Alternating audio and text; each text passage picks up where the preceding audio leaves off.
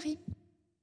Merci Madame la Présidente. D'abord, félicitations pour ce rapport absolument remarquable qui donne la mesure aussi d'une loi qui a été un peu occultée par le débat nucléaire et la polémique nucléaire, mais qui est une loi extrêmement complète et concrète et qui explore de façon quasi exhaustive l'ensemble des domaines qui touchent à la transition énergétique. Donc je crois que c'est un très grand texte de cette mandature et qui honore le Parlement et l'Assemblée nationale.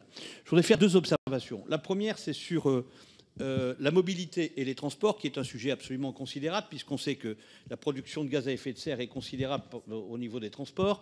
Je regrette simplement, je ne sais pas si vous avez une opinion sur la question, et j'entendrai peut-être pas parce que je vais devoir vous quitter, mais je serai très sensible. Je regrette ne pas noter qu'il y ait en France aujourd'hui une orientation hydrogène très claire. Donc on va effectivement mettre beaucoup de prises pour comment dirais-je, des voitures hybrides sur lesquelles on est arrivé en retard nous-mêmes, dont le bilan énergétique est moyen si on compte les métaux rares qu'il y a dans les batteries.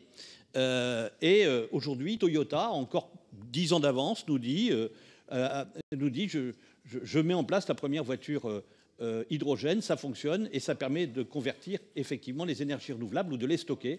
Et donc voilà, je posais cette question. La deuxième, c'est un sujet qui me touche un peu plus près, c'est à propos des produits phytosanitaires.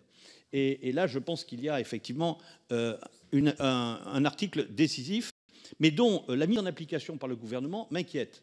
Vous savez que la révision de l'arrêté a tendance à considérer de façon très curieuse que ce sont les productions végétales qui sont nuisibles et pas les produits sanitaires.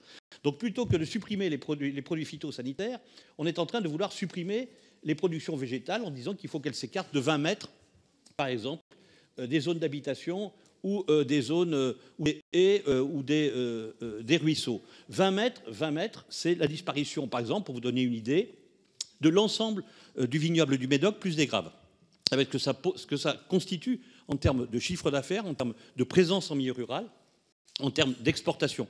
Donc moi, je pense qu'il y a quelque chose qui ne va pas dans notre politique phytosanitaire en matière de gouvernance et peut-être d'ailleurs en matière d'incitation, d'abord à des protections transitoires et peut-être d'incitation plus importante à ce que la recherche trouve des produits alternatifs. Mais enfin, il ne faut pas aujourd'hui continuer à manger une surface agricole utile qui est une des plus remarquables d'Europe et du monde, hein, et qui d'ailleurs, voilà, pardon, excusez-moi, que l'on essaie de protéger par ailleurs. Merci. Monsieur Serge Bardy.